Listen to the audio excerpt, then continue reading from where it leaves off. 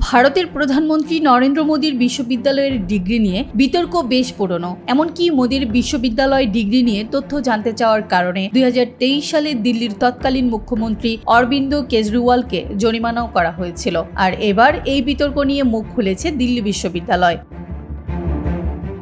বিশ্ববিদ্যালয়টি বলছে, শুধুমাত্র কারো কৌতূহল মেটানো তথ্য জানার অধিকার আরটিআই আইনের লক্ষ্য হতে পারে না। নরেন্দ্র মোদীর ডিগ্রি বিতর্কে সোমবার একথা জানায় দিল্লি বিশ্ববিদ্যালয়। বিশ্ববিদ্যালয়ের পক্ষে সলিসিটর জেনারেল তুষার মেহতা দিল্লি হাইকোর্টে জানান, আরটিআই আইনের ধারা অনুসারে তথ্য জানানোই এই আইনের উদ্দেশ্য, কিন্তু কারো ব্যক্তিগত কৌতূহল নিবৃত্তি এই আইনের উদ্দেশ্য নয়।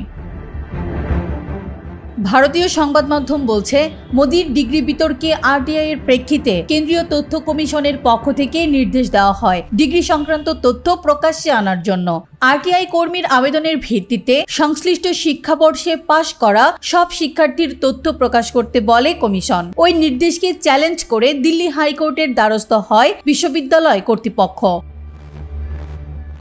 সোমবার হাইকোর্টের বিচারপতি শচীন দত্তের এজলাসে মেহতা জানান, একটি বিশ্বাসের জায়গা থেকে শিক্ষার্থীদের তথ্য বিশ্ববিদ্যালয়ের কাছে রাখা থাকে। আইনের মারপেচে কোনো অপরিচিত ব্যক্তির কাছে তা প্রকাশ করা যায় না। সলিসিটর জেনারেল বলেন, যে তথ্য চাওয়া হয়েছে তার সঙ্গে স্বচ্ছতা বা জবাবদিহির কোনো সম্পর্ক নেই। তথ্য প্রকাশ্যে আনার নির্দেশ দেওয়ার ফলে আরটিআই আইনের অপব্যবহার করা হচ্ছে বলেও মনে করছেন তিনি।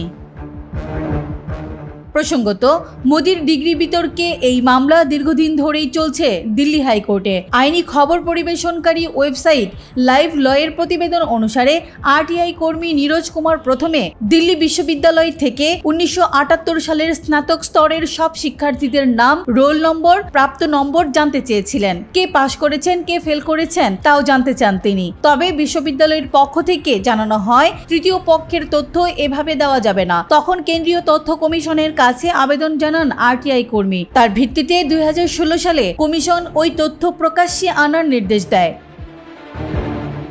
কমিশনের নির্দেশকে চ্যালেঞ্জ করে 2017 সালে আদালতের দ্বারস্থ হয় বিশ্ববিদ্যালয় কর্তৃপক্ষ। ওই সময়ে বিশ্ববিদ্যালয়কে 1978 সালের কলা বিভাগের স্নাতক স্তরে পাশ করা শিক্ষার্থীদের নথিপত্র খতিয়ে দেখতে নির্দেশ দিয়েছিল কমিশন। ঘটনাচক্রে ওই বছরেই স্নাতক পাশ করেন মোদিও। 2017 সালের 24 জানুয়ারি মামলার প্রথম শুনানিতেই কমিশনের নির্দেশের উপর স্থগিতাদেশ জারি করে আদালত।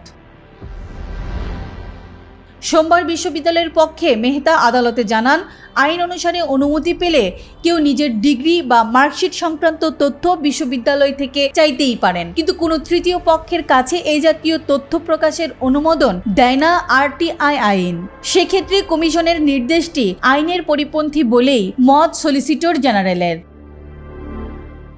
ঠিকানা নিউজ ডেস্ক রিপোর্ট।